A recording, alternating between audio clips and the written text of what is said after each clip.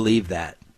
Well, I think once again, we're looking at Zeke in a 2-year window, and the anticipation was from everybody was that he was going to fall off because he got paid.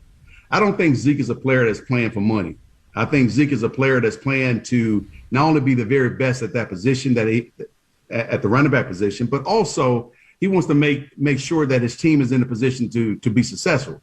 But outside world want to try to influence the rest of the world in terms of getting people on their thought process versus what he is really trying to get accomplished. And so when Dak went down, I'm sure Zeke felt the pressure of trying to put the team on his back. Not to mention, people fail to believe that when Zeke contracted COVID last year, no one thought about that. No one thought about how COVID would impact his body.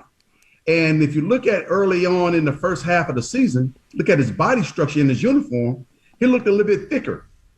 And then if you look at him late in the season, he looked a lot fresher and a lot leaner. So carrying that extra weight or not having your body completely back, no one knows the impact of COVID on that man's body. And so, but I thought he ran a lot harder in the latter part of the season. I think in the first part of the season, he was trying to do too much. And one thing I would tell him, like one of the coaches told me, know when the journey's over, protect that football, which is the most important thing on the football field, and be who you are. Try not to be no more. Just do your job and allow others to do their job too. You know, it's interesting you bring that up because, like, a lot of times people will look at the most recent year to judge the player. Like, how did you judge yourself? If you're going along and you're like 6th year in your career, you may have a down year.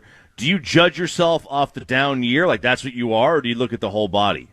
No, I don't think as a player, we don't look at that particular year. We see it as something that was not up to our normal standards. So we go back to the drawing board and we work at it and spend all season working on improving and getting in better shape, whatever we got to do to change things up so we don't have another year like that. I think society, on the other hand, wants to poke holes at everything so they can feel as normal as possible. Because society try to gauge everything based off of some of these great athletes and try to, well, look at him or her, look what they're doing. They're elite. They shouldn't be performing like that. They need to be more consistent. Look who's talking. Look who's talking. I mean, you haven't even gone through what these guys have gone through yet, but yet you want to point fingers at what they're doing and what they're not doing. What are you doing? Who's shining the spotlight on the things that you're not doing?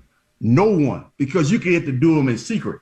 We get to make our mistakes publicly, and everybody get to criticize and talk about what we do and what we don't do. And unfortunately, they're not looking in the mirror.